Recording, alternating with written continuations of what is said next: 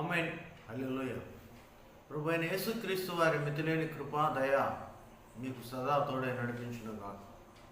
గత రాత్రి విశ్రాంతిని అనుగ్రహించి నెమ్మది గల నిద్రను అనుగ్రహించి ఉదయకాలమును సజీవుల లెక్కలో చేర్చిన దేవదేవుడు ఉదయకాలమున మనలను ప్రేమించి ఆయన వాక్తో నింపి నడిపించున్నాడు. ప్రభు యొక్క వాగ్దాన సందేశము ఈ దినమునకై ఏర్పాటు చేయబడిన వాక్కు కీర్తనల గ్రంథము 91వ అధ్యాయము 4వ వచనం.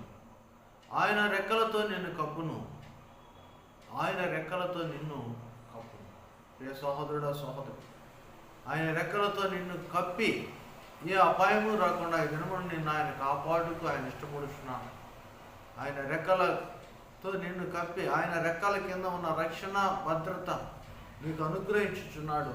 ప్రభు నీకు తోడై నడిపించున్నాడు. ఇటు భద్రతలో కొనసాగుటకు ఆయన రెక్కల కిందకు నీవు రావలసిన ఆవశ్యకత ఉన్నది. అవునండి, ప్రయాసపడి భారము మోసుకొనుచున్న సమస్త జనులారా నా ఎదుక రండి అని పిలిచిన ప్రభు ఆయన రెక్కల కిందకి మనము ఆయన చేతుల్లోనికి వచ్చి ఆయన ఆశ్రయము పొందుకొని జీవించబడాలని ప్రభు సంకల్పం. ఇటు కృప మీకు తోడై నడిపించునుగాక. ప్రేమగల తండ్రి, కృపలుగా మీ ప్రియులుగా ఈ వాగ్దానమును పొందుకున్న బిడ్డలు మీరు ఆశీర్వదించు.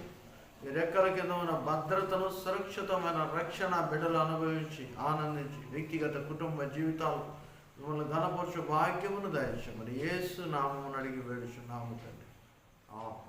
తండ్రి, కుమార, పరిశుద్ధాత్మ త్రియేక దేవుని సకలమైన దేవుని బిడ్డలకు ప్రభు సదా తోడై నడిపించునుగాక. ఆమేన్.